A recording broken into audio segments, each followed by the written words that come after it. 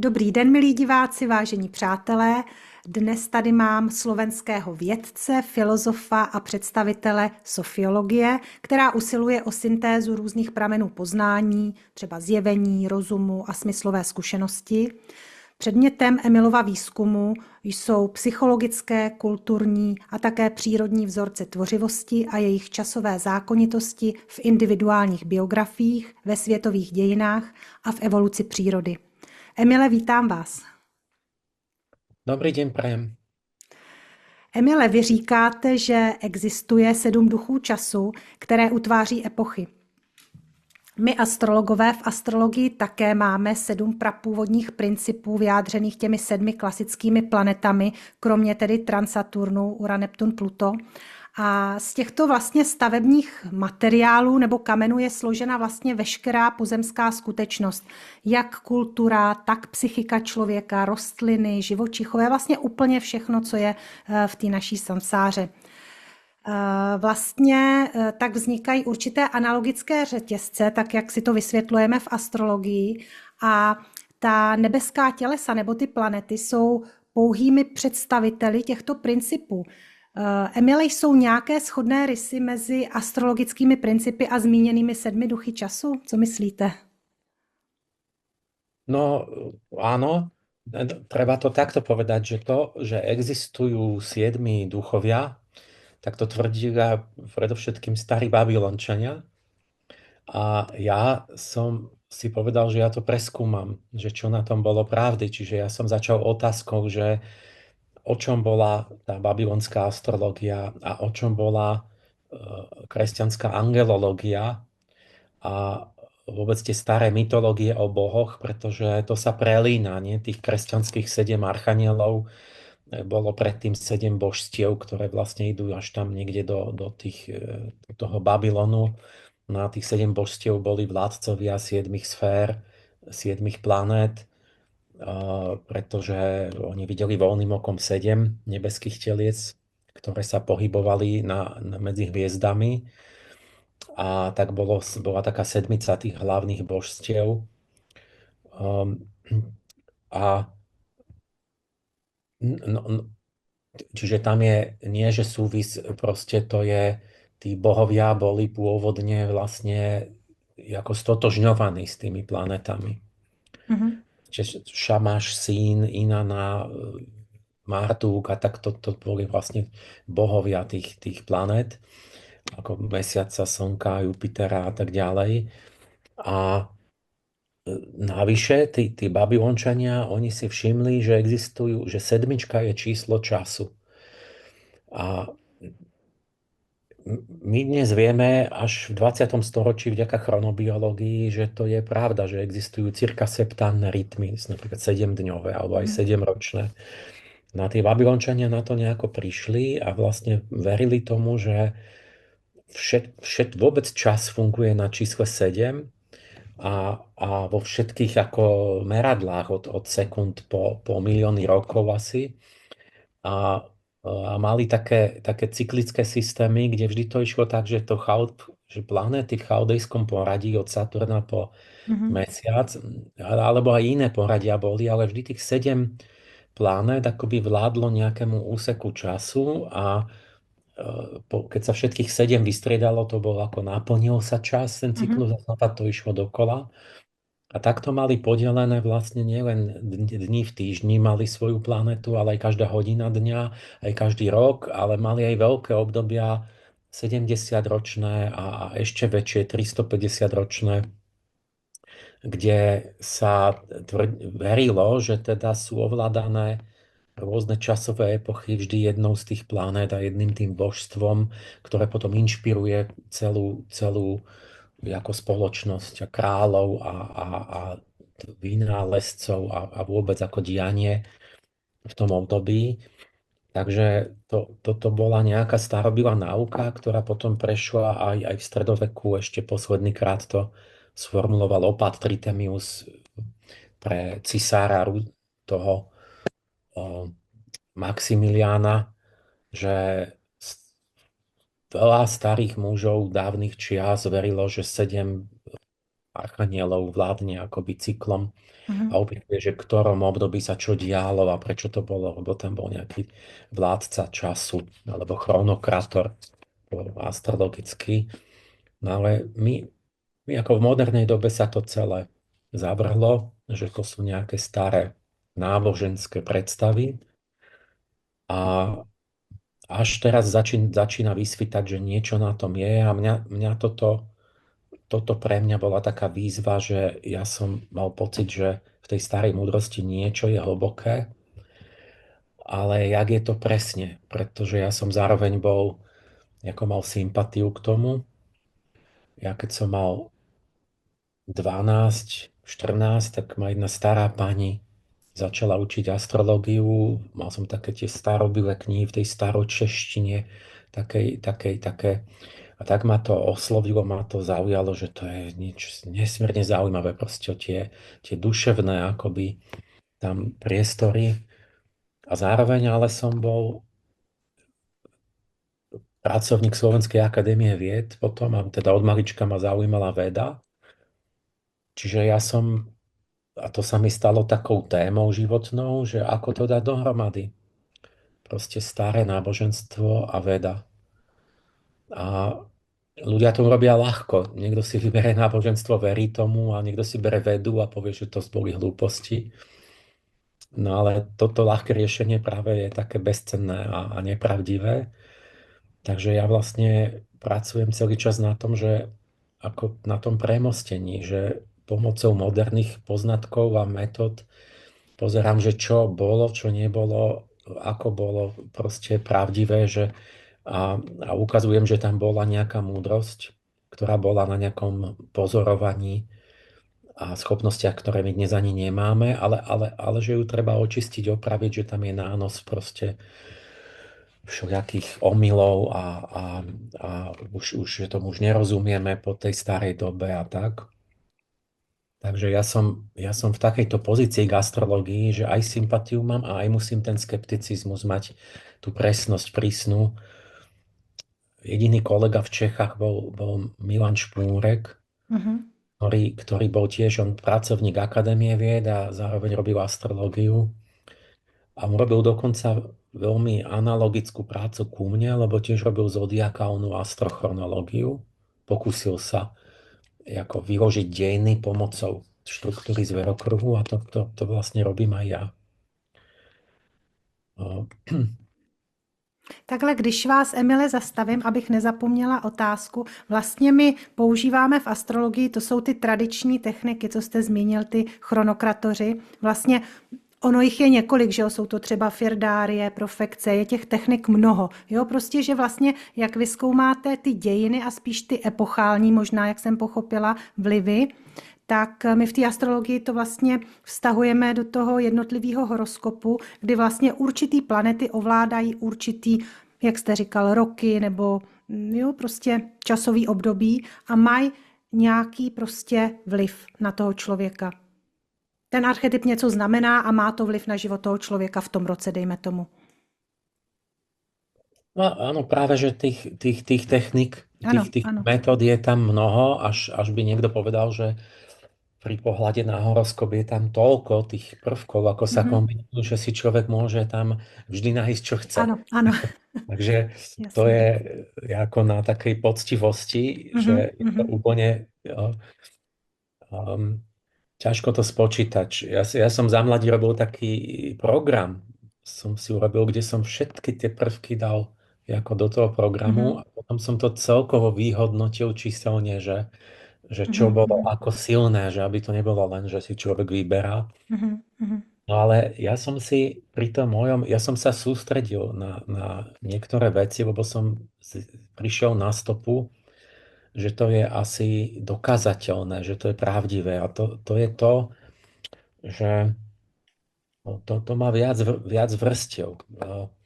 Teda ja som z tej starej astrológie niečo som si všimol, čo sa mi podarilo dokázať. mhm, To je to nové, že ja som nezostal pri tom len, že teda dôverujem starej tradícii. No a tam boli tri veci. Jednak na úrovni osobného života boli tie staré ako koncepcie, ktoré napríklad sú u Ptolemaja, že počas biografie každý úsek života je ovládaný jednou planetou. Mhm. To predškolské detstvo mesiac, školské obdobie Ano, Merkur, ano. dospievaní Venuša, poludne života je Slnko, Mars, Jupiter, Saturn je Mhm. Mhm. staroba. No, má tam tie roky presne. A toto mali viacerí takéto koncepcie a že približne teda od mesiaca po Saturn akoby sa posúva ten vplyv človeka od narodenia po smrť. Mhm. No a toto je jedna vec. To bola akoby jedna vrstva, že som si uvedomil, že veď a my máme vývojovú psychológiu a keď sa pozrieme, že čo je obsah teraz vo vývojovej psychológii, že aké typické schopnosti, vlastnosti, témy, tie duševné konfigurácie sú v rôznych ako vekových kategóriách, tak zistíme, že to sú tie staré planéty. Mhm. Že ten Ptolemaios mal pravdu, len to bolo vyjadrené astrologicky. No ale astrológia bol univerzálny jazyk. Vlastne pred vznikom modernej vedy bola astrológia ako jazyk vedy, alebo tak povediac toho poznania, ktoré bolo predtým, ktoré my nepokladáme za vedu v tom novom zmysle, ale bola to veda v tom zmysle, že to bola nejaká múdrosť, snaha vysvetliť svet. A vlastne tie planety neboli len planety, to bol právzor, v prvom rade duchovný, a ten vlastne išiel krížom cez všetko. Čiže ja som mal, a vlastne prvotný je ten duchovný právzor, že mám vnútri, čo viem, Marsa, čo je nejaký ohnivý, cholerický element, proste určitý, že pozorujem určitý typ človeka, teda určitý dej, keď človek má vlastne teplo, energiu, keď prekonáva prekážky, keď sa nahnevá a tak. A teraz tá stará, ten starý spôsob myslenia bol taký pekný v tom, že všetko vychádzalo z človeka, že vlastne človek bol mikrokozmos, kozmos bol rozložený iba človek. Takže ja vlastne som videl, že keď na oblohe Marsa a vidím, je červený, pohybuje sa akože prudko, robí také výpady, tie slučky a tak.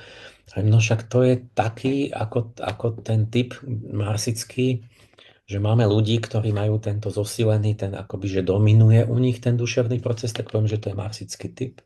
Mhm. A teraz to máme všade. Mám na oblohe, vidím, že ten Mars je analogický tomu.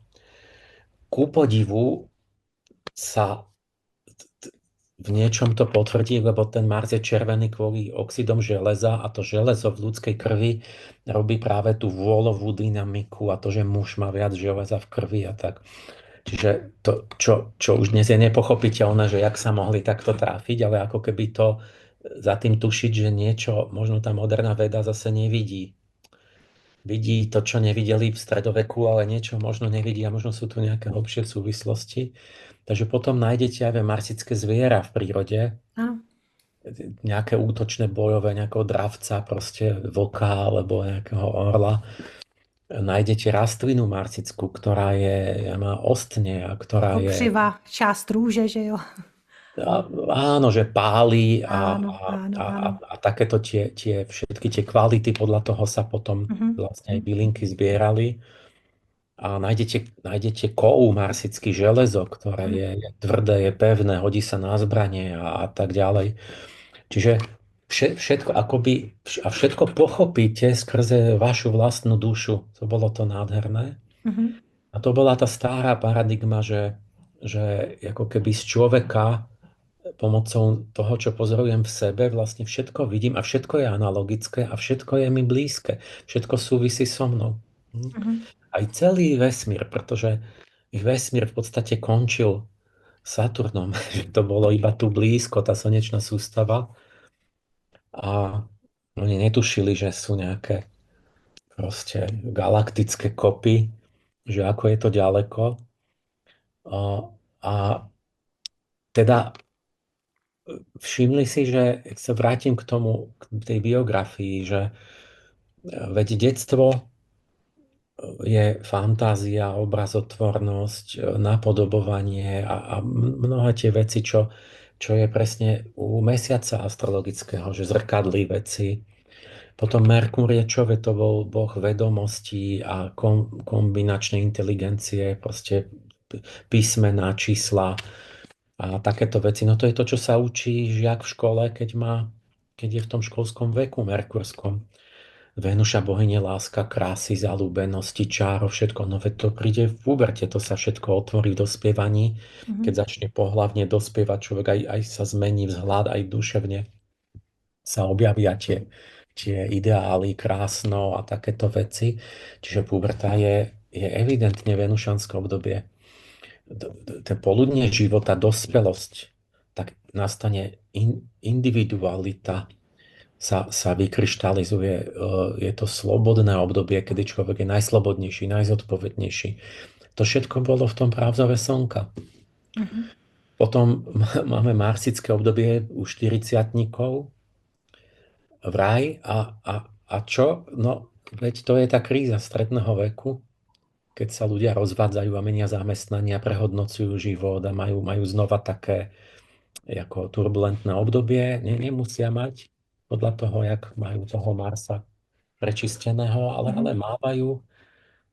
Potom to všelijako spochybňovali psychológovia jeden čas a teraz sa znova zistilo, že to je niekde hlboko zakorenené v človeku a že dokonca ešte aj ľudovky majú tú krízu stredného veku. Takže je to niečo ako hlboko zafixované. No a potom príde ešte Jupiter, to je také ako okolo tej 50-nici. A to je to už také zrelé, pokojné obdobie, kedy človek už rozdáva niečo, že už mal by byť akoby múdry, mal by mať takú sociálnu inteligenciu, že aj viesť druhých. No to je presne ten kráľovský taký archetyp, že aj štedrý, aj taký, že môže viesť aj proste určitá dozretie skúsenosti a myslenia. No a nakoniec Saturn, veď starý človek má čo? Sklon byť konzervatívny, rigidita, normy, strach stále, že aby už sa o všeličo bojí a už reflexia, proste rozmýšľa o minulosti, zostáva osamelý, ste odchádzajú priatelia. Čiže krásne, proste lepšie to nemôžete povedať, že to je saturnské obdobie Mhm. vlastne života. Takže to je akoby jeden rozmer, že vlastne my vývojová psychológia je len inak povedaná tá astropsychológia Ano. vývojová, ktorá bola. Veď vtedy proste taká bola reč cez tie obrazné archetypy. A teraz to hovorím o tej genéze tej mojej práce.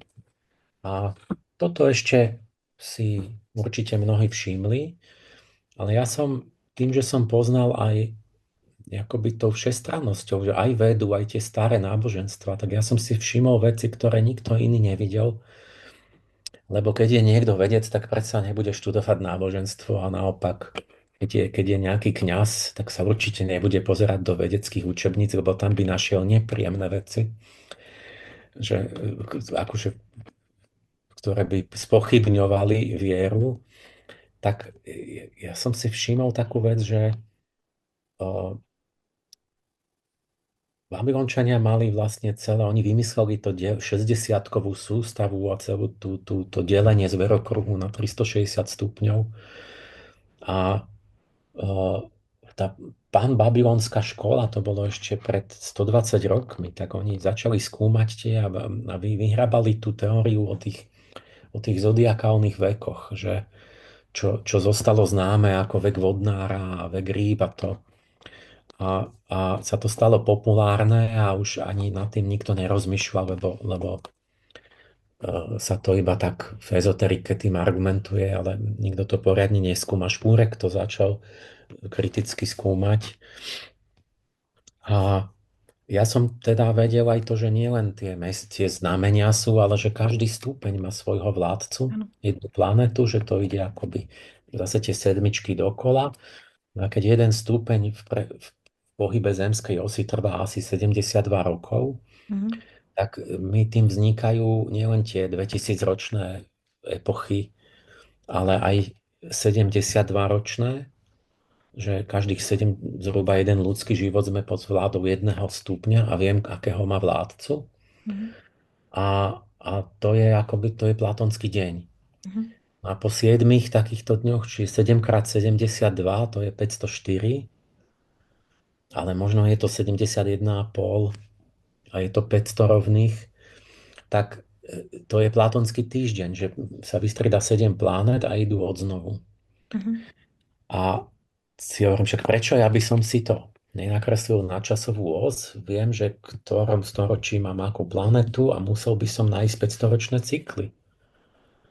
Keď mi Merkur inšpiruje lekárov, archaniel Rafael, patron lekárov, tak by som mal nájsť každých 500 rokov v tom 2., 7., 12. storočí a tak ďalej nejaký rozkvet medicíny alebo nejakú lepšiu medicínu, nejakých významných lekárov.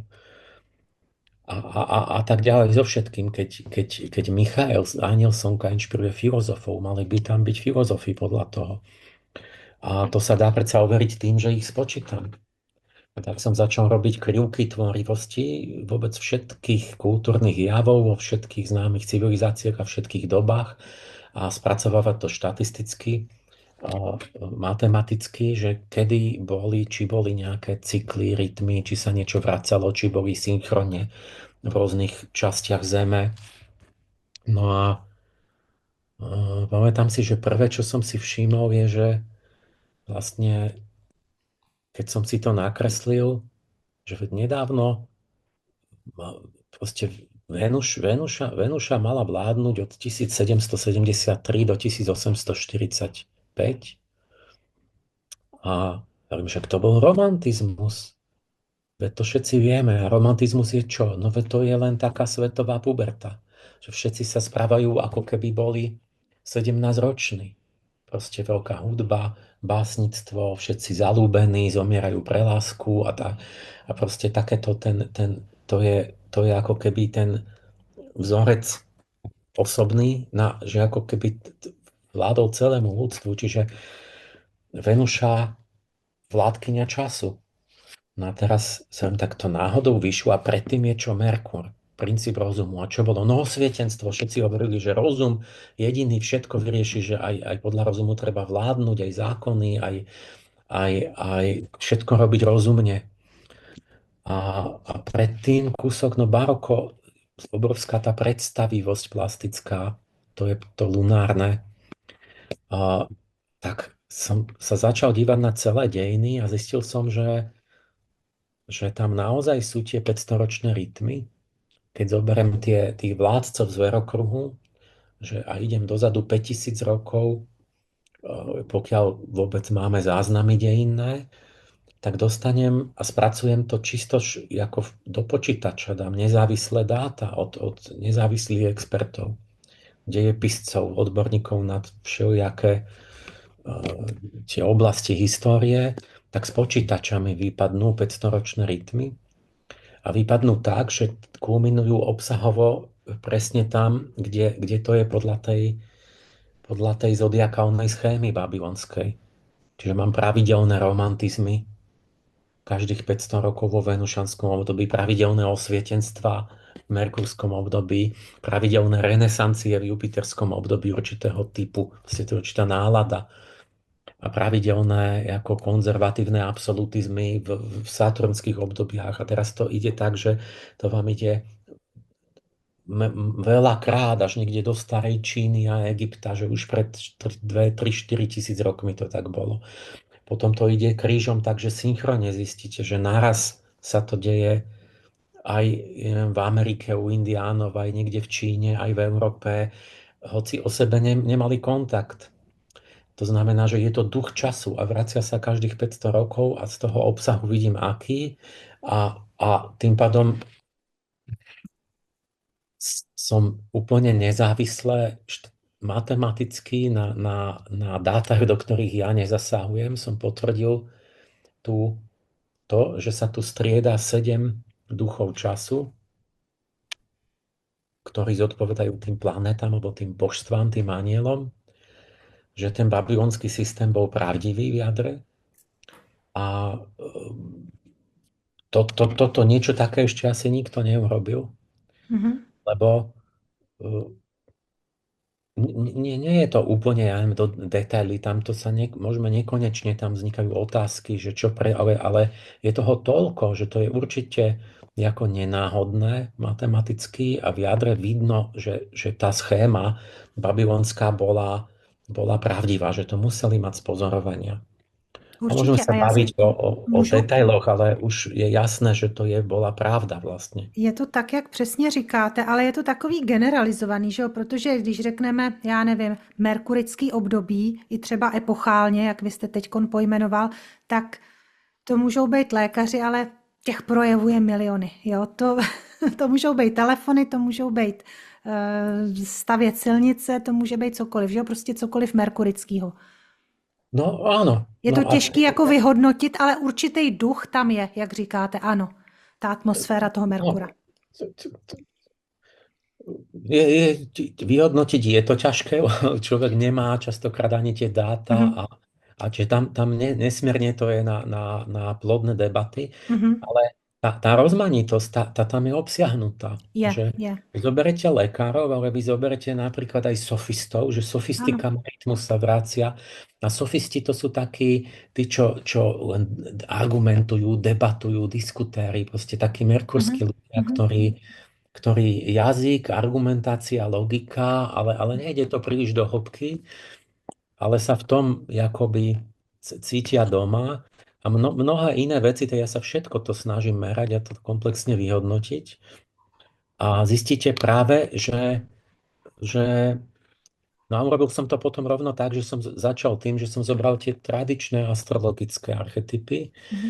A nielen to, ale aj všetky náboženstva, že ja čo viem, zoberiem všetkých bohov slnka, čo poznáme, to je vyše 100. A tu vidíte v tom aj tu, že každý si ho predstavoval trochu inak v rôznych civilizáciách, ale je tam spoločné jadro. A to Mhm. spoločné jadro je nejaká skúsenosť, ktorú človek má ako taký, že všetci ľudia ju majú v sebe. No to keď očistím a s tým potom, to je tá hypotéza, ktorú merám v tých rytmoch, tak tam vidno, že ako je to obsažné, že ako vám aj tie rozmanité aspekty tej veci ako sa ukážu.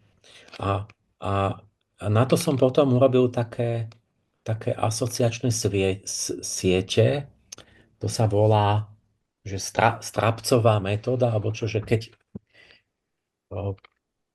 že ako sa vám zhlúkujú určité javy k sebe, že Mhm. idú spolu. Že máte niečo, že keď sa to vyskytne, tak obyčajne je aj to druhé s tým. Že je to veľmi blízko, že je to vtedy a je to... A vznikli mi také zhluky určitých vecí, že povedzme, keď je veľkí románopisci, keď sú, tak sú aj veľkí maliari. Mhm. Z nejakého dôvodu to ide spolu. Alebo keď máte napríklad veľkých geometrov, máte aj zemepiscov a máte aj sochárov. Ano. A keď máte veľkých básnikov, máte aj hudobníkov, máte aj chemikov, Ano. ako majú podobný rytmus, alebo sa akoby Rozumím, korelujú. rozumím. To je přesně A to, co jsme to je říkali, že je to úplně všude. No, no, no. že to vyzerá ako, že to je rozmanitosť a Mm. teraz z toho pozorovania plynú podnety, čiže ja som, to už vám poviem, že ako tú genézu prírodzenú, že jak to bolo, som si taká, tak bože, ale čo to má spoločné? Prečo by to takto malo byť? A to vlastne potom ma samo viedlo k tomu, že ísť do hĺbky, že čo je za tým, čo je ten koreň. Lebo napríklad, prečo geometria, zemepis, sochári, zmysel pre priestor? To je priestorové vnímanie, Mhm. ktoré stojí za všetkými tými. A to sme u Jupitera, Mhm. aj Jupiterské obdobie. Ano. A, eh, a že všade to vojde, povedzme v renesancii a Jupiterské obdobie, tak malba vždy dvojrozmerná a vojde vám tretí rozmer, objavia perspektívu a zrazu máte tú hĺbku priestoru. Ale Mhm. Jupiter sa klasicky dával že to je schopnosť vnímať plasticky a v tých 7 slobodných umeniach, akože bol ako inšpirátor geometrie a tak. Alebo pozrite, čo ja viem, Venušu, že tam všeličo patrí, ale zistíte, že spoločný menovateľ je citový náboj, tá vášeň, to, že ona všetko preniká cítením, akoby estetickým Ano. vnímaním. A z toho vám vzniknú veľmi rozmanité vedy. U tých povedzme, že maliari, románopisci, to máte spoločné to, že tam je predstavivosť, akoby tá vnútorná obraznosť. Čiže to má, ešte neviem, či ma nápadne ešte príklad. Povedzme, máte saturnské obdobia, kedy máte určitú celú rodinu vied, že mechanika, astronómia, kryštalografia, geometrická optika, akoby spolu rozkvitajú, ako keby, a napriek tomu, že jedna druhá nemusí potrebovať sa. Ale zároveň to máte obdobia, kedy je historizmus, konzervativizmus, absolutizmus a zistíte, že vás to dovedie k tomu, ten spoločný menovateľ je určitá duševná kvalita a nálada, ktorá túži po presnosti, jasnosti, dokonalosti, istote a večnosti. A to je ten Saturn. Vlastne vy objavíte toho ducha času a že on stojí ako taká citová inšpirácia za tým to je ideál všetkých aj tých vied, Ano, aj tých ano. umení v tom čase. Čiže ja som vlastne musel sa prepátrať k tomu, tej citovomu, takému tej nálade. A tá nálada, to je ten Ano. duch času, ktorý akoby z pozadia všetko motivuje a tým pádom vám vznikne, že sa tvorí a báda a skúma v určitom smere. A začne to tým, že tá nálada spôsobí zmenu hodnotového rebríčka, že niektoré veci sú hodnotené, niektoré sú akože na chvoste a tým pádom sa vám utvorí úplne inak celá spoločnosť, tak aby zodpovedala tomu mravno-estetickému nejakému ideálu, že čo sa považuje za hodnotné, dobré, krásne.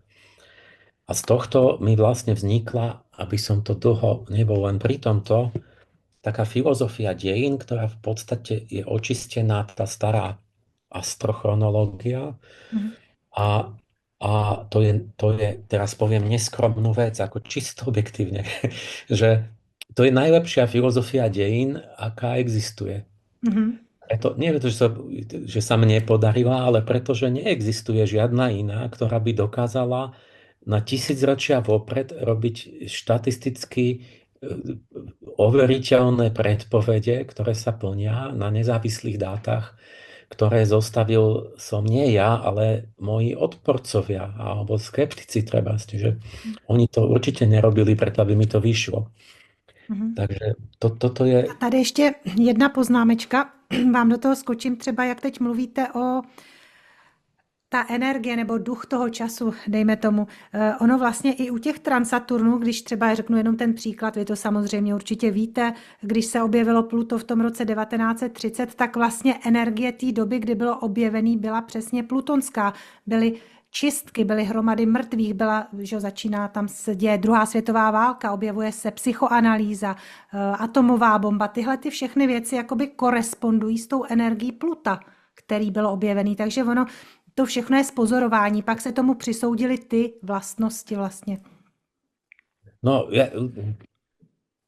keď odskočíme k tomu Plutu, tak ja poviem rovno, že no dobre, že keď objaví sa, v klasickom bolo, oni videli 7 planét a mali po 1000 ročia nejako na to došli, podľa mňa zo skúsenosti, že čo tá sedmica znamená.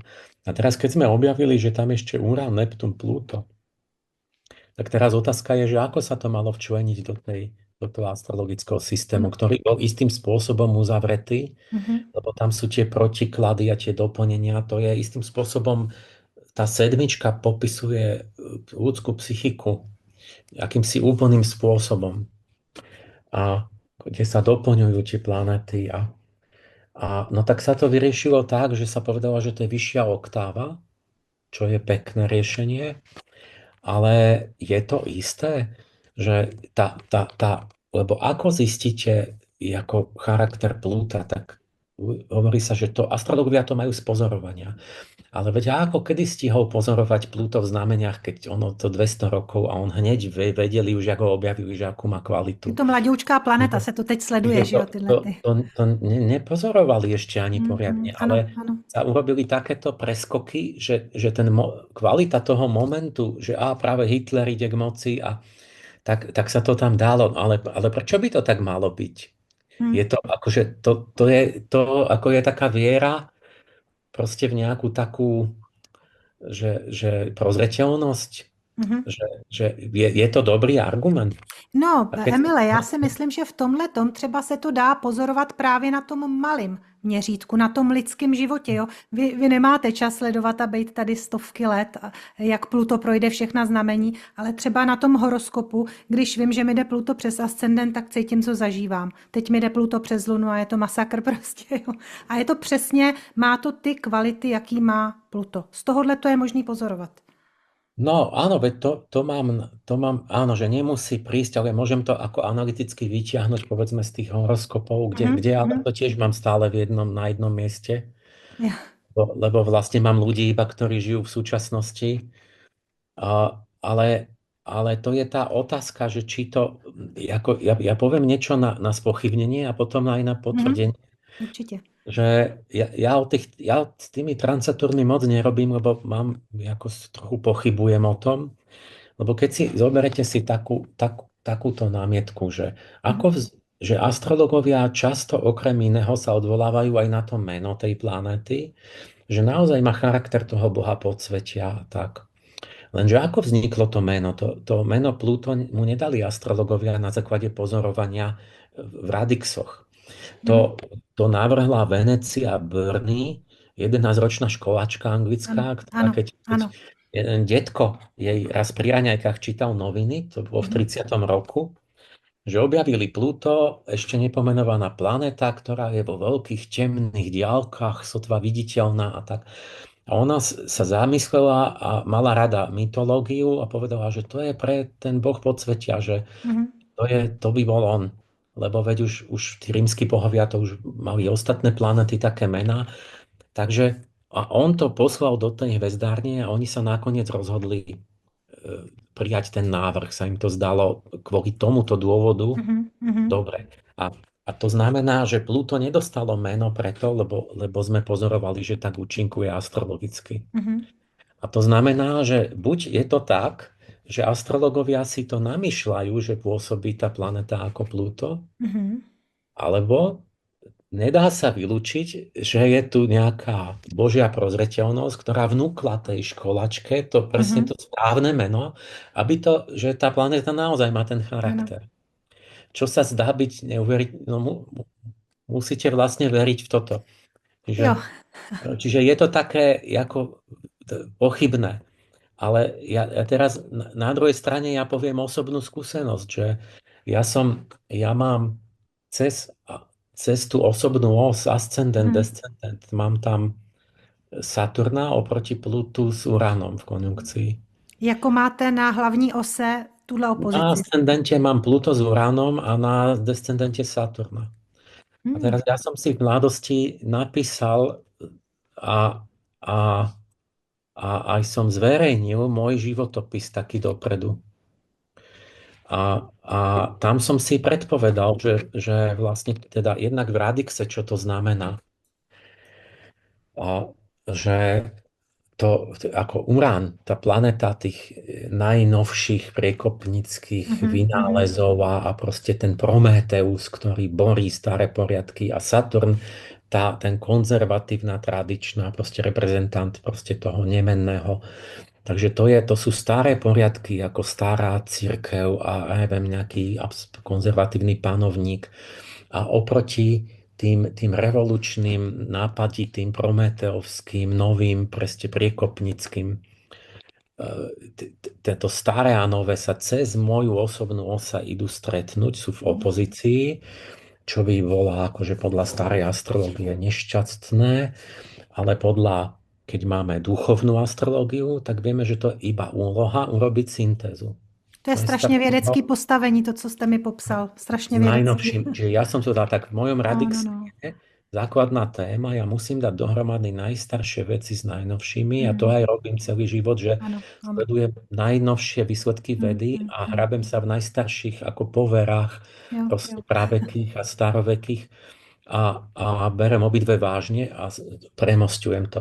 A Mhm. teraz som si aj na základe tranzitov vypočítal dopredu, že v 42. roku sa stane to, že znova sa stretnú v opozícii Urán Mhm.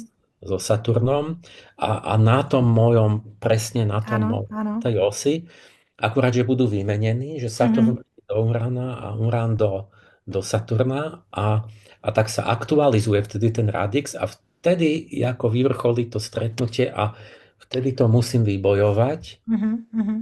Takže ja som si to napísal vopred. A děly se tam A, nějaké věci právě v tom pozorování toho vašeho života? no a potom to bolo tak, že predstavte si, že sa to naplnilo. Mhm. Teraz otázka je, o, že či, hneď poviem ako, že, že teda čo za tým je, lebo keď niekto ako verí v niečo veľmi, tak on si môže sám spôsobiť naplnenie tej predpovede. Hmm. To není.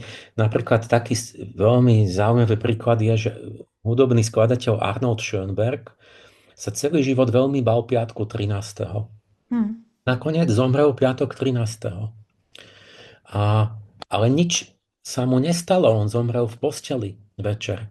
Mhm. Ešte večer manželka prišla k nemu, že Arnold, vidíš, nič sa nestalo. Mhm. Láhol si spať, či žiaden úraz alebo niečo, že by si privodil. A zomrel ešte v ten deň. To znamená, že to nebolo, že by on niečo urobil tomu. Ako to vysvetliť? Veď to je taká náhoda, že najprirodzenejšie vysvetlenie, asi najjednoduchšie je, že tá hlboká podvedomá viera spôsobila, že ovplyvnila až tak jeho organizmus psychosomatický, že povedzme vtedy mu zlyhalo srdce alebo čo. Mhm. Mhm.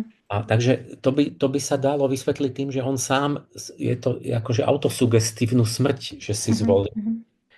No ale keď sú do toho, lebo však psychika ovplyvní moje telo, ale keď sú do toho zapojené, ja neviem, veci, ktoré človek nemá na ne vplyv, Mhm. tak je ťažšie to vysvetliť, že autosugestívne urobíte nejakú udalosť vonkajšiu.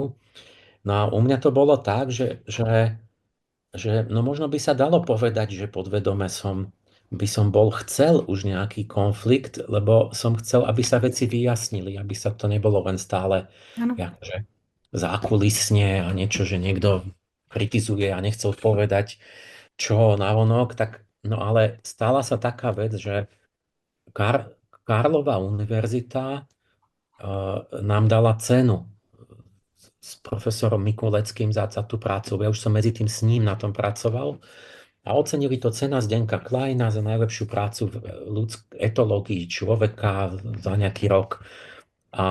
Takže bolo slávnostné udeľovanie cien na Karlovej univerzite, dekán a všetci tam bol rektor.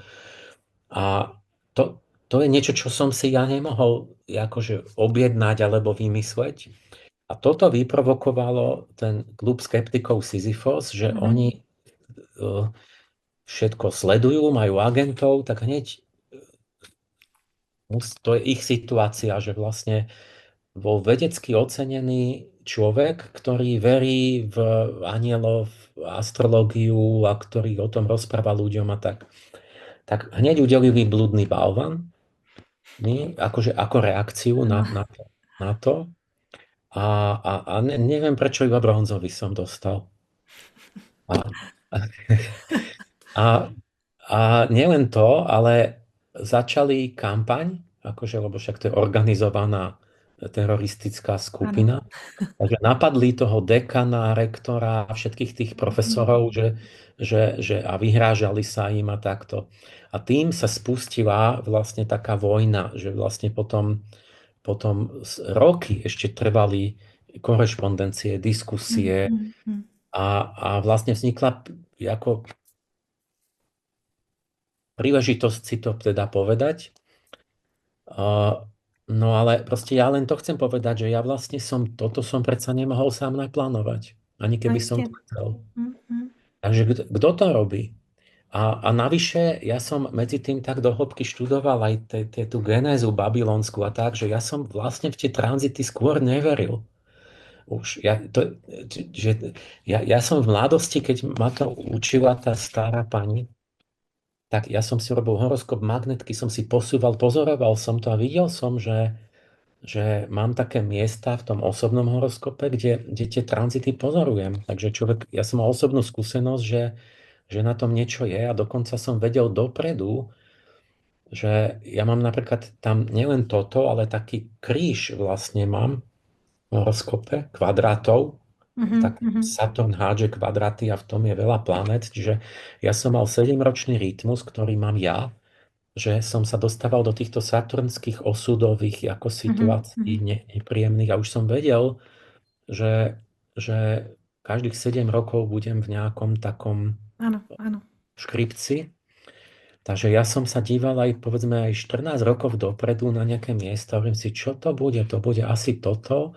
Asi bude mať, ja neviem, a v štvrtom dome rodinu a ťažkú situáciu. A to som že tú rodinu vôbec ešte nemal a dieťa. A ja som 15 rokov vopred pozeral, že a hovorím si, musím sa pripraviť, lebo Mhm. ako obstojíte v tých aspektoch zlých je a od vášho charakteru, ako budete mať ako cnosti vyvinuté. Mhm. Aj to tak bolo, ale tomu, že tá situácia bola nevypočítateľná určite dopredu a ťažkú zlú situáciu si človek predsa neželá, Mhm. si to sám urobil, aby dokázal astrológiu, tak jak je možné, že a to, že ešte s tým uránom, keď ja pochybujem o uráne, ale pritom sám som si predpovedal a naplnil v tom 42. roku. Takže vlastne neviem.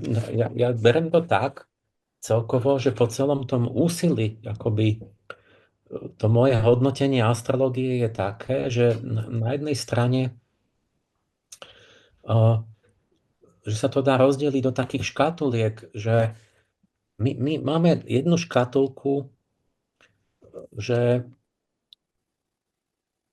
vieme, že určite nemôže byť pravda už z logických dôvodov. Povedzme, že keď tie staré babylonské tabulky čítate, tak tam kľudne ten astrológ, že keď je zatmenie mesiaca a tieň ide zľava doprava, tak to znamená niečo. Ale pri takom zatmení, kde tieň ide správa doľava, znamená to opačné. Dneska máme zatmění slunce, Emile, když tady máme rozhovor. Dneska? No, Ano, tak teda. prstencové. A, no, ale kedy je zatmenie mesiaca, že ide tieň správa Mhm. doľava? Mhm. No, nikdy, lebo že to obieha jedným smerom, čiže jak je to možné? Čiže to je iba mentálna špekulácia. Mhm. Nikto nikdy nepozoroval tieň ísť opačným smerom. A, tak, a teraz, no skeptik si povie, oni si to všetko vymýšľali, ale nie. Tá stará astrológia bola nejaké pozorovania, nejaká skúsenosť, ktorú nejako chceli vyložiť a nejak to doplnili nejakým myšlienkovým systémom. Čiže Mhm. tam sú zmiešané akoby systematické špekulácie s nejakým skutočným pozorovaním ale tam zistíte, že niečo, že nie je to pravda, lebo oni napríklad ani nerozlišovali medzi nebeskými telesami a meteorologickými úkazmi. To bolo jedno. Mhm. Čiže keď pri vašom narodení, neviem, udrel blesk, tak to je vlastne ako nebeské Mhm. znamenie, Mhm. že budete taká Ano, povaha a tak. ano. A čiže niektoré veci sú úplne vylúčené, alebo sú pochybné, lebo vidíte tú genézu, že druhý dom je dom peňazí. Bík, to je analogia býka. Ano, ano. Lenže v starej latine a takto pekúnia a takto peniaze a dobytok sa povedalo jedným slovom. Lebo kedysi sa platilo dobytkom. Mhm. Vlastne vy si poviete, že není to tým, že vlastne oni mysleli, že to súvisí, lebo to ako vtedy súviselo. Je to naozaj tak. Čiže mnohé veci, že nemôže byť pravda, alebo vyzerajú veľmi podozrivo. Na opačnom konci je ale nejaké jadro, ktoré je evidentne naozaj, že pôsobia tie nebeské telesá. Tak so Slnkom a Mesiacom to je úplne jasné. Lebo Mesiac evidentne v celej prírode sú tie lunárne rytmy a súvisia s plodením, rastom. Proste príroda je plná úplne toho, aj ten ženský cyklus, ale tehotenstvo, všetko aj u zvierat, aj rastliny rastú v tých rytmoch. Takže Takže to, čo sa hovorí, že luna a životné sily a plodenie, rozmnožovanie, to proste bolo všade vidno okolo nás. Podobne Slnko, to je tak mohutná hviezda, že no tak jednak robí ten denno-nočný rytmus, ktorý ovplyvňuje úplne všetko, ale aj ročný, ale aj tie 11-ročné cykly napríklad, to v tých tej škvrny, jak sú, že ako solárna Mhm. činnosť, tak to ovplyvňuje množstvo vecí a úplne evidentne. No a toto asi nikto nikdy teda nepopieral. Popierali, keď chudák Herschel, ktorý objavil urán, zistil, že pri škvrnách na Slnku na burze je drahá pšenica v Mhm. Anglicku. No, tak on vlastne zistil, že je horšie počasie, menej pšenice, vyššie ceny, tak ho odsudili ako astrologa, ako kacíra, ho tam likvidovali ho. No ale dneska už teda každý vie, že aké obrovské vplyvy má Slnko, ale ešte keď ja som bol malý, sa pochybovalo, že planety nepôsobia. A s, s, moji profesori astronómie, aj ten Záviš Bochniček a všetci sa smiali, ale že Jupiter, že pôsobí menej na toho novorodenca ako 5 W žiarovka, že to je ako zanedbateľné a tak. A teraz nedávno, čo sa zistilo, že Jupiter s Venušou majú 405 000 ročný cyklus, kde menia elementy dráhy Zeme, Mhm. excentricitu. A v tom cykle, čiže sa vlastne pod vplyvom Jupitera a Venuše sa úplne zmení kompletne celá fauna a flóra, lebo nastávajú tie tropické alebo ľadové doby. Mhm. Že ja som potom napísal taký článoček, že slnečná sústava sa podobá harfe, že tie rytmy, jak idú planety, že to je ako keď vrnknete na jednu strunu, tak všetky sa rozozvučia nejakou rezonanciou, že Mhm. úplne jemne sa ovplyvňujú všetky tie planety.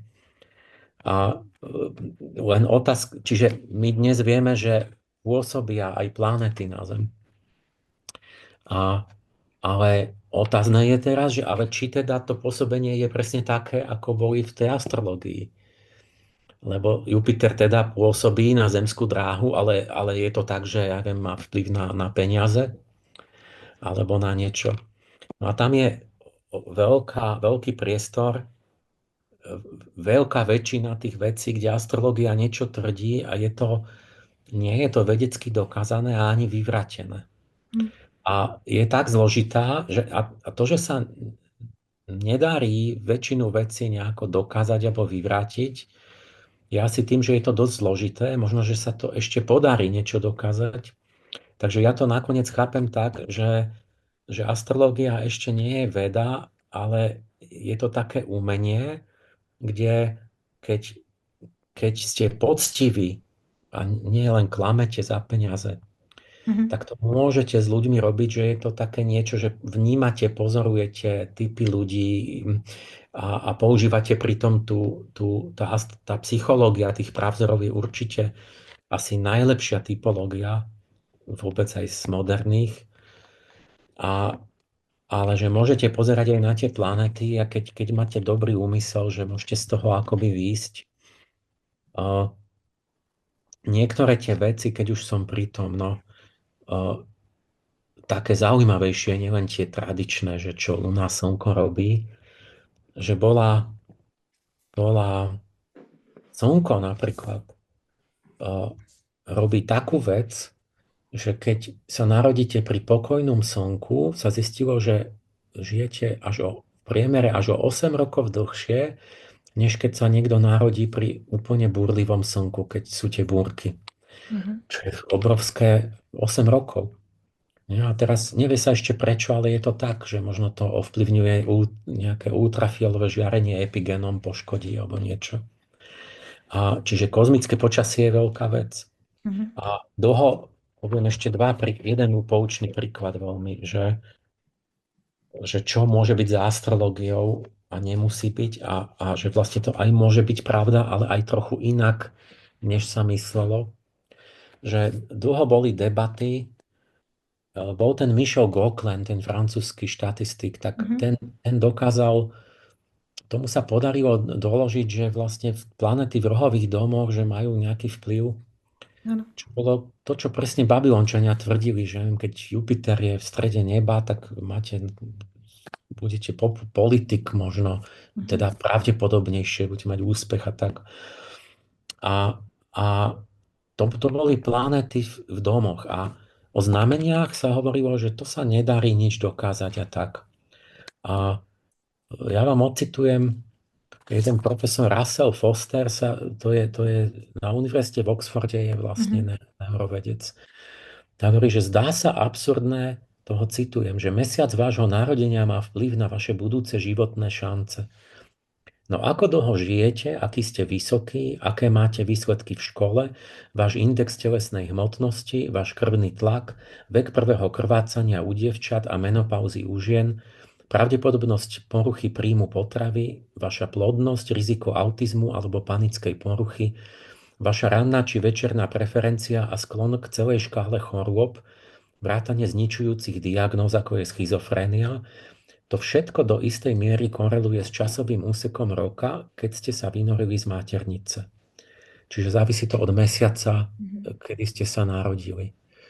Takže keď sa to poriadne urobí, vysvitne, že to, či ste sa narodili v máji, júni, júli, že má vplyv na desiatky a desiatky vecí v živote.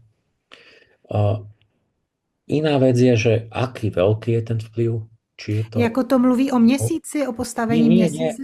o mesiaci narodenia. Ano, ano, Nie o mesiaci na oblohe, ale o tom, či ste v januári, februári, marci. Čiže vlastne o polohe Slnka. ano. Znamení de facto. Mhm. To A znamená o nějaký úhlový vzdálenosti mezi sluncem a měsícem teda. nie, to je poloha Slnka. Keď som sa narodil v januári, Slnko je v Kozorožcovi, Ano, keď v ano. februári je vo Vodnárovi. Čiže to je tá klasická A slnečné podle toho, že se znamenie. dá toto zjistit. Áno, že keď to spočítate, zistíte, že napríklad tú schizofréniu, ktorú on spomína, tak to máte tak, to je dobrý príklad, Mhm. taký poučný, že keď ste sa narodili koncom leta, Mhm. tak máte najmenej schizofrénie a keď koncom zimy, tak najviac. Akoby to Mhm. nebezpečie Mhm. potenciálne. Lebo že tam je najmenej a tam najviac schizofrenikov. Mhm. Mhm. A, a aj ďalších niektorých Mhm. duševných chorôb. Takže on dělal A vlastně statistiky nějakých schizofreniků, dejme tomu, a udělal závěr, že nejvíce jich rodí No a při s tou tom měsíci. schizofréniou nie on, to sú stovky Mhm. Mhm. vedeckých štúdií, ktoré sú o ročnej periodicite schizofrénie. Mhm. Mhm. A teda národní schizofrenikov. Mhm. Mhm. Čiže tá vec je úplne jasná, že to tak je. A teraz astrologicky, čiže máme nejakú charakteristiku, že Mhm. koncom leta, to je zhruba august, tam Ano. plus minus, ale tam je lev v astrologii, Mhm. je slnko v Ano, levovi. ano. A slnečné znamenie, to je aniel slnka, je Michael, ktorý bojuje s drakom, Mhm. ktorý je ten, čo vás chce urobiť duševne chorým a ten démon. Tak vlastne môžete povedať, že toto bolo v starej astrológii konkrétne, menovite, že vlastne lev, slnko, Mhm. je ten hrdinský vlastne duch, ktorý premáha zlo a to temno v sebe. Že Mhm. má v sebe túto sílu a že na opačnom konci, koncom zimy, že má najmenej tejto síly, čiže najviac mu hrozia duševné choroby. Mhm. Takže vlastne je to konkrétne potvrdenie toho, že to pozorovanie tých starých, možno babylonského kňaza, Mhm. bolo založené na skúsenosti. Teraz ale pozor, nastane taká vec, že ale čím je to spôsobené? Je to tými hviezdami, ten Regulus a tie hviezdy z súhvezdia leva pôsobia takto? Lebo veď to súhvezdie leva vlastne ani neexistuje, to sa iba premieta z toho nášho pohľadu. Mhm. Keby som sa díval z inej galaxie, niekde, no, z iného miesta galaxie, tak má to iný tvar a nevyzerá to ako lev. Čiže to zase vyzerá podozrivo, ale my dnes zistíme jednu vec, že starý babylonský kňaz nemal klienta z južnej pologule. Nechodili z Austrálie za ním. Čiže on videl, že keď sa vtedy narodí a slnko je v tom znamení, tak vtedy sa deje niečo. To mal ako ručičku na oblohe, ako časovú ručičku. Hm. Tak to podľa toho poznal. Ale keď my dnes meráme to na celej Zemeguli, my zistíme, že v Austrálii to je opačne. Ano. Že v Austrálii tiež na konci leta sú najodolnejší duševne, keď sa narodia, ale vtedy je slnko v tom opačnom znamení, oproti levovi je čo? A, Vodnář. Vodnár, no. A teraz si uvedomíte, že keď je to vymenené na južnej pologuli, tak to nie je tými hviezdami, ale je to ročným obdobím. Mhm. Čiže niečo sa tu strieda, čo je na dolnej pologuli Ano. opačne, lebo leto je opačne. A toto má vplyv na toho zrodenca v tom Mhm. okamihu Mhm. narodenia. A čo horšie, to poviem ako humor, že na rovníku, kde nemáte ročné obdobia, to potom nemáte vôbec. Čiže Ano. tam sa to vyrovná, tam nenájdete tú peridicitu, čo vlastne znie trochu rasisticky, lebo vlastne som povedal, že Černoch nemá znamenie. A zase sú Ano. diskriminovaní. A, a, čiže keď takto idete po tom presnom poznaní, vy zistíte, že to je spôsobené ročnými obdobiami a kto vie, čo ešte, lebo napríklad taký kvieten, říjen, tie ako venušanské Mhm. mesiace, Mhm. no veď to je zobraté z toho, že v máji kvitne všetko Ano. a že Ano. v oktobri, že jelene sa pária. A Mhm. to sú venušanské deje, takže to tiež vyzerá byť odpozorované od Ano. ročných Ano. období a na juhu to bude opačne. A teraz ale nemôžeme povedať, že z toho nevyplýva, že niektoré iné veci nie sú spôsobené tými hviezdami, tými kozmickými a že to bude mať ten rytmus ako na celej Zemeguli rovnaký. Takže vlastne dopatrať sa pravdy znamená takto konkrétne po jednom sa Mhm. veľmi namáhavo vedecky prekúsavať k tej analýze a Mhm. rozpleteniu tých, Mhm. čo je obrovská práca. A vtedy sa ukáže, že niečo, aspoň moja skúsenosť, že sa ukáže, že niečo bolo v jadre pravdivé, ale treba to aj nejako pozmeniť, že nie celkom tak, jak sa to už traduje, Mhm. ale nejako to treba očistiť, opraviť, spresniť, niečo treba zavrhnúť a niečo nové sa ale nájde, čo sa nevedelo. No a zkuste mi, Emil, ještě na závěr říct, co vy si myslíte o svobodné vůli, pokud všechno probíhá cyklicky, je nějaká periodicita. A to by mohol byť záver s tou slobodou. Ja som ešte ale prerušil to s Jo, jo, pardon, tak tým ještě mi mojím řekněte. bádaním, ešte to by som Mhm. mohol Mhm. dopovedať, lebo to je dosť také Určitě. úplne nové a Mhm. veľmi podnetné, že ja som objavil, teda teraz uzavrieme tú otázku, že ako to súvisí s nebeskými telesami. To som povedal, že to je na bádanie na ešte, ale to, že tá samotná astropsychológia, že tých 7 pravzorov je niekde v nás, no tak to je isté, Mhm. že to riadi naše životy, Mhm. naše osudy a to vlastne potvrdzuje tá moja práca a možno toto má aj rytmy, ktoré iné rytmy, než tie, ktoré vidíme v tých rytmoch planet, lebo však Mhm. vlastne aj tá astrológia, tá babylonská sedmička, nie sú žiadne obehy planet, to je len nejaký Mhm. systém, ktorý oni vypozorovali. No a teraz som povedal, že jedna rovina tej sedmice je na ľudská biografia, že od narodenia po smrť. Druhú rovinu, že som potvrdil, že sa v dejinách striedajú kultúrne epochy Mhm. a zvláštne, že v rovnakom poradí idú tie planety ako v tom živote jednotlivého človeka od mesiaca po Saturn a znova. Mhm. Čiže to máte analógiu, že sú detské obdobia, pubertálne, dospelé a potom také starecké obdobia. Mhm. A môžete to úplne pomocou vlastného života pochopiť zrazu tie jednotlivé kultúrne epochy, že o čo tam išlo. A potom ale je tu tretia rovina, to som nespomenul, že ja som zobral, ktorá sa týka celého vývoja prírody za miliardy rokov. Ja som znova zobral takú úplne starú, zapadnutú vlastne myšlienku, ktorú ako zoroastrijskí kňazi mali, že vlastne svet sa vyvinul v 12 tisícročiach, ktoré zodpovedajú znameniam. 1000 znamenalo veľa v starej perštine, čiže to sú nejaké 12 veľkých epôch, ale ide to od barana po ryby. Že toto je, že tie znamenia nie sú len vedľa seba, ale že oni v čase idú za sebou aj vo veľkom a že to je nejaká vývojová matrica, ktorá analogicky platí vôbec pre svet. Mhm. A, a to je koľko, kedy vznikol svet, však to nikto nevedel, ale dnes máme paleontológiu, vieme, že vyšlo, že 4,5 miliardy rokov zhruba sú tu dejiny Zeme a vieme tie epochy geologické, ktoré boli starohory, prvohory, druhohory. Mhm. A čo sa dialo, postupne až v najnovšej dobe vykopávame tie kostry a ako sa vyvíjali postupne zvieratá a rastliny.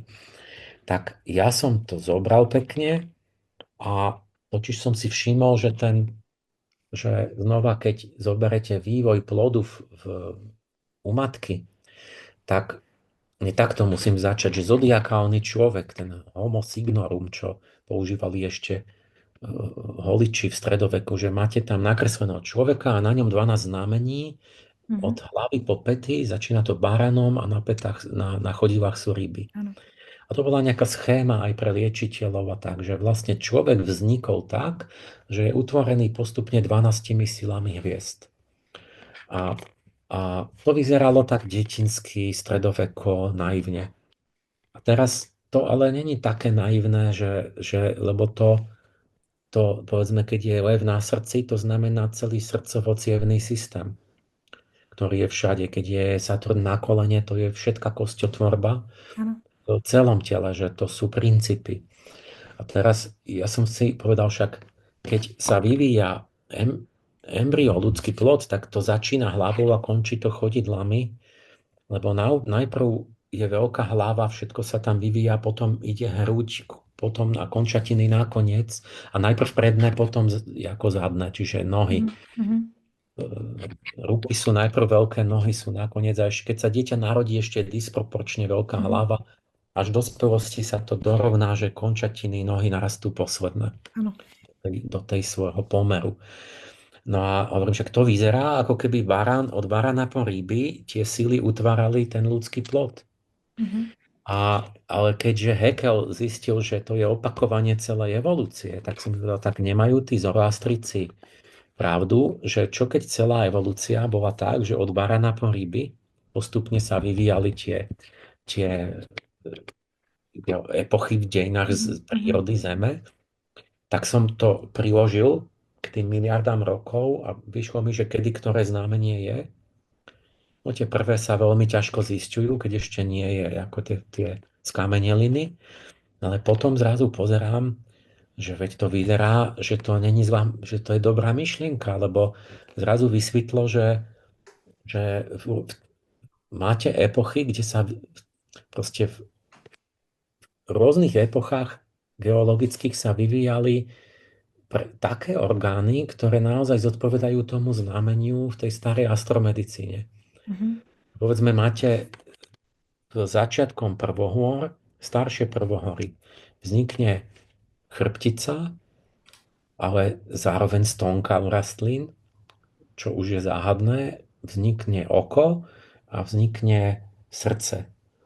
A, a tam by mal vládnuť lev. Ale však to sú presne tie tri hlavné orgány so slnečnou signatúrou, ktoré by tam práve mali byť a naozaj tam sú. Čiže staršie prvohory sú vek leva a vek slnka. A predtým máte ráka, tam vznikli tie ako živočichy s vonkajšou kostrou, ešte nemajú Mhm. chrbticu a tak. A, čiže to tiež vyzerá, že to symbolizuje rak. A že to je len symbol pre celý súbor, Áno. proste typ, čo vtedy bol. Potom celé to vôbec vyzerá tak, že ako keby v evolúcii naozaj sa ten kozmický zodiakálny človek postupne vteloval, lebo najprv tie zvieratá sú také hlavové, potom hlavonožce, Mhm. a také, že vyzerajú celé ako hlava, však tie ulitníky, to je ako keby bola len lebka. Potom, ako keby teda evolúcia najprv sa sústredila na hlavu, potom tie ďalšie štyri znamenia, že ide sem cez hrudník a vyvíja sa chrbtica. Potom, Mhm. keď príde panna, rebra, ten rytmický systém, dýchací systém, však merkurský orgán. Potom príde to do váh a celá evolúcia sa presunie sem, kde sú váhy, čiže Mhm. párové Mhm. žľazy, rozmnožovacie orgány, obrovská akoby nové inovácie v tej Mhm. oblasti. Mhm. Potom to príde do škorpióna, naozaj vznikne ten úd pohlavný a rôzne Mhm. také veci. Potom v poslednej tretine to prejde, že strelec už je na stehnách a tak. A evolúcia naozaj prejde, že sa vyvíjajú prednostne končatiny. Mhm. Ako tam podľa toho ešte aj delíme tie zvieratá, že podľa kopít a tak. Čiže mnohé veci ja som uvidel zrazu, že proste som uveril tomu, že znova je to tak, že nemôžete, to, čo dnes veda vie, to sú doslova milióny detailných vedomostí. A to nemohol vedieť ten zoroastrický kňaz všetko, ale nejakým spôsobom ako keby vytušili, trafili sa do nejakých podstatných princípov a ako keby to bol staroveký pokus vyjadriť nejakú postupnosť tvorivých princípov v prírode, kde sa v podstate trafili a nejak to museli analogicky odpozorovať alebo mať nejaké vnúknutie, lebo v hrubých rysoch je vidno, že to je pravda. Mhm. Aj keď určite to všetko z toho nemôžete to namiesto vedy dať astrológiu, lebo to je len nejaká, ako keby vnútorne videli také nejaké podstatné a dali to do tých symbolov zverokruhu. Čiže ja toto jednoducho ako obnovujem a tam vlastne ma to viedlo, že keď sme prišli, hovorili o tom, že kde je spoločný menovateľ ten duch času, že to sú určité psychické nálady, tak tá veda sa tak stretáva, akože mi ide oproti, že teraz vlastne sa zisťujú psychológovia, neuroveci, že my máme vlastne zhruba 7 základných emócií, také ako strach, smútok, hnev, Mhm. radosť a tak. A hnus. A zisťujú, že máme 7 typov inteligencie. Vlastne priestorovú, verbálnu, logickú, emocionálnu a tak ďalej. No, a zistíte, že to je tých 7 planét. Čo je emocionálna inteligencia? To je Venuša. Čo je verbálna? Merkur, priestorová Jupiter. A že obsahovo to je to isté. Teraz zistujú kulturológovia, že máme vlastne 7 akýchsi morálnych matríc, ktoré všade, každá kultúra aj v pralese musí objaviť, ak chcú fungovať, aby mohli spolupracovať. A to sa teraz skúma. Čiže zisťuje sa, že vlastne astrológia inak popisovala 7 nejakých rozmerov duše, ktoré sú hlboko v prírodzenosti človeka, ktoré my teraz veda objavuje iným spôsobom, kde tí neuroveci nachádzajú ešte aj štruktúry nervové, že kde to pozerajú, že aké okruhy a ktoré korenia niekde hlboko v evolúcii. A ja som uvidel tie epochy, ktoré majú vzťah k tým, že znova sú tam chronokrátory vlastne, ale taký, že vládne 100 miliónov rokov. Čiže napríklad mladšie druhohory, v druhohorách vidie vek váh. To je Venuša. A pozeráte, čo sa dialo, tak vznikol emocionálny mozog. Začalo sa žiť citové väzby v pároch, čiže vtáky sa začali starať o mladé. Začala mimika, výrazy ako komunikácie, že vlastne navonok vyjadrite city. Začalo všetko kvitnúť, byť farebné a všetko sa rozospievalo. Predtým neboli kvetiny, nebola tá nádhera tých farieb, nespievalo sa a zrazu začne všeličo kvitnúť, všetci majú hlasivky. Proste keď pozriete na premenu prírody v druhohorách, tak jedným slovom nemáte lepšie slovo, ako že bohyňa lásky a krásy prišla ako duch času. A Mhm. máte to všetko v jednom slove a inak to môžete rozmeniť na stovky proste tých vecí. Alebo máte, ja neviem, v Eocéne, to je začiatok treťohôr. Jupiter vo vývoji rastliny je tá fáza tvorby plodov. No a jupiterské obdobie príde na rad jupiterské a čo zrazu vzniknú všetky tie dužinaté plody a tie plodožravce, že vlastne predtým to nebolo. A 100 milióny rokov to nebolo a zrazu príde tvorivý nápad, že prečo by som neurobil okolo kôstky takú tú čerešňu alebo jablko, že nejaké zvieratko sa nad toho naje a odnesie mi tú kôstku niekam.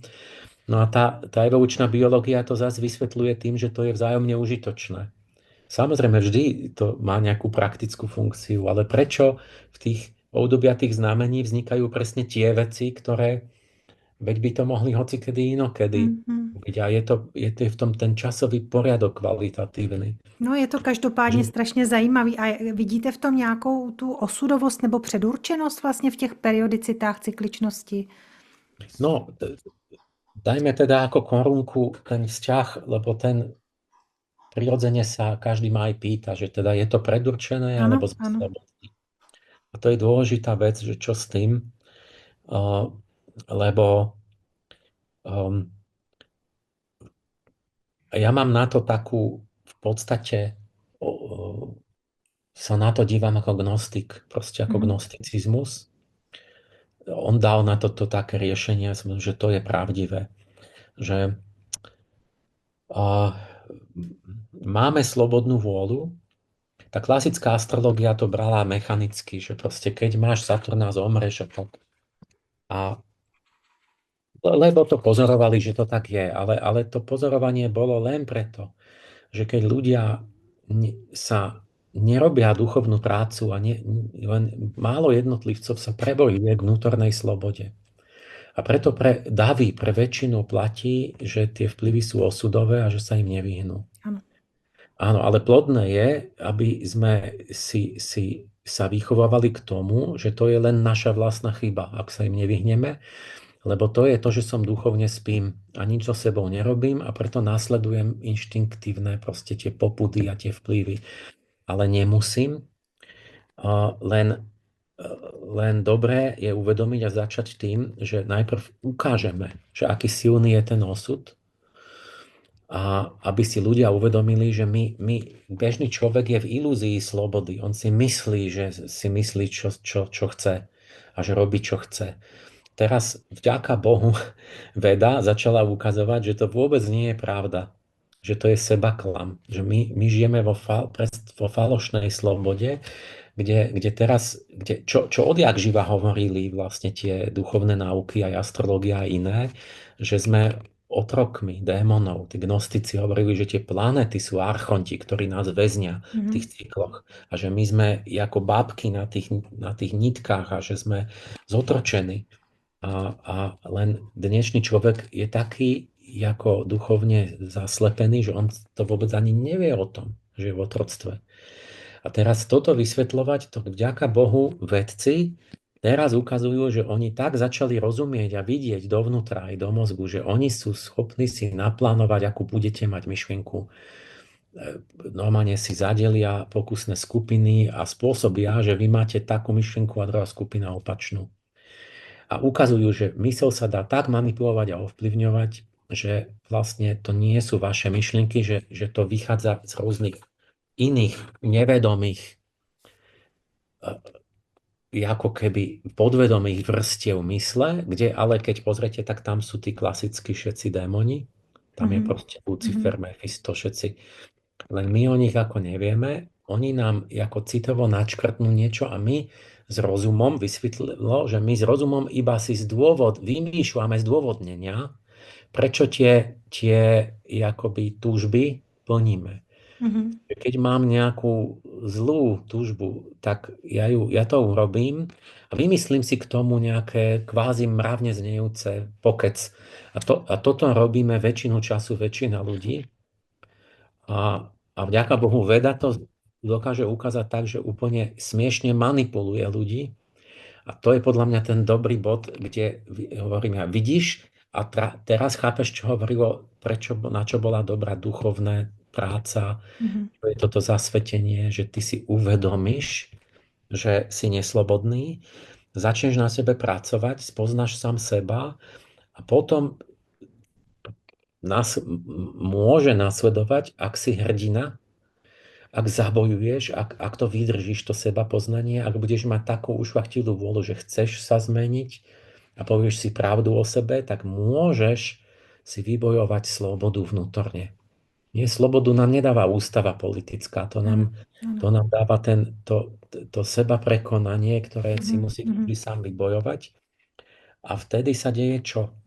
No to je to, čo hovorili tí gnostici a čo ja podpisujem, že vlastne každý ten právzor má tú vertikálnu dimenziu, že to je nejaká, ten, ten dobrý koniec je ten archaniel. To je vlastne obraz zušľachtených duševných síl, všetkých tých siedmých základných. Keď tú duševnú silu zušľachtím, tak mi vznikne to, čo ten archaniel predstavuje, čo je nejaké cnosti, schopnosti, ktoré sú čisté, ušľachtilé, konštruktívne. A k tomu má každý potenciál, ale keď nič nerobím, tak vlastne každá tá sila akoby padne na ten dolný koniec, niekde do podvedomia, do púdovosti a do deštruktívnych fóriem a to je potom ten démon, vlastne, mhm, ktorý tiež mali svoje mená. A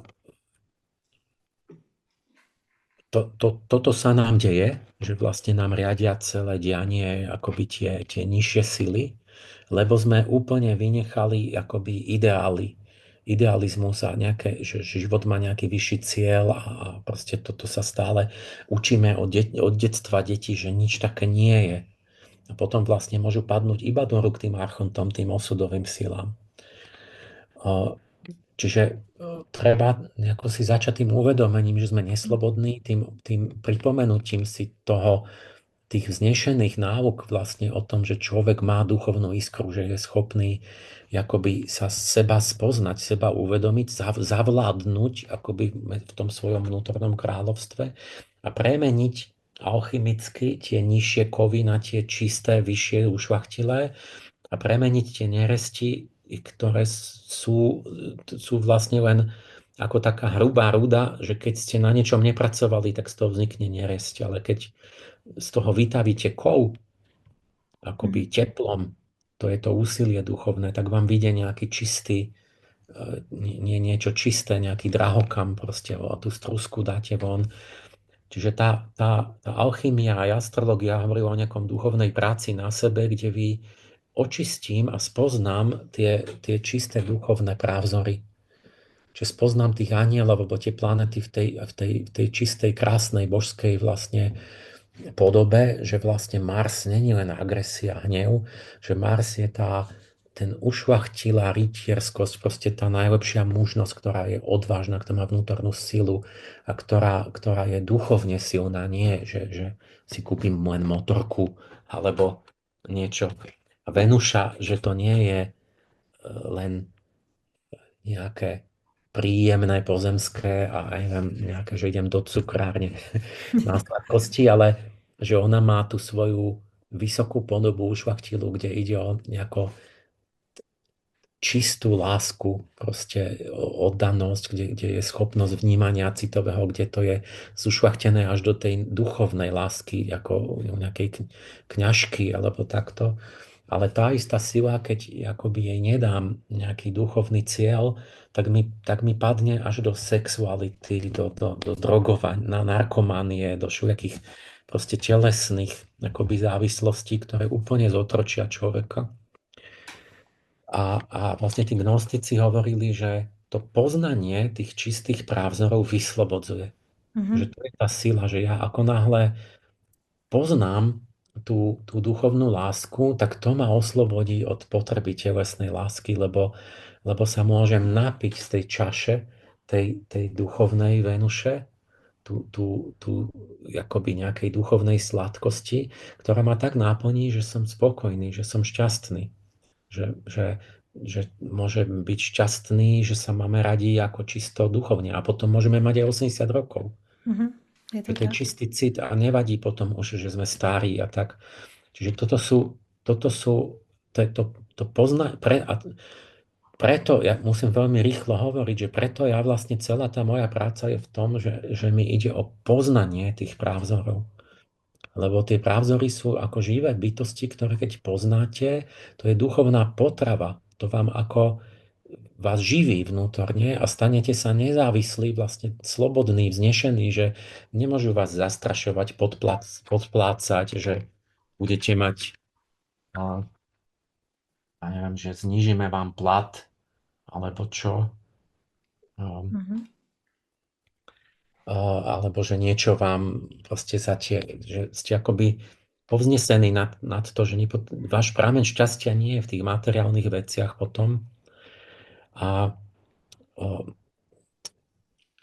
som to chcel uzavrieť, že keď nemáme túto duchovnú potravu, tak vlastne duša hľaduje vo všetkých smeroch a deje sa to, že sa roztáča ten konzumný kolotoč sveta, lebo my podvedome vlastne hľadáme stále tieto právzory, ale pretože ich nevidíme, tak akoby tie napodobeniny a náhražky v hmotnej podobe zmyslovej hľadáme, že keď nemám lásku, idem na sladký koláčik do cukrárne, alebo keď som vnútorne, nemám tú sílu, tak si kúpim, ja neviem, silnú motorku, alebo keď ja neviem, nemám sebevládu, tak túžim po moci a snažím sa druhých ovládať.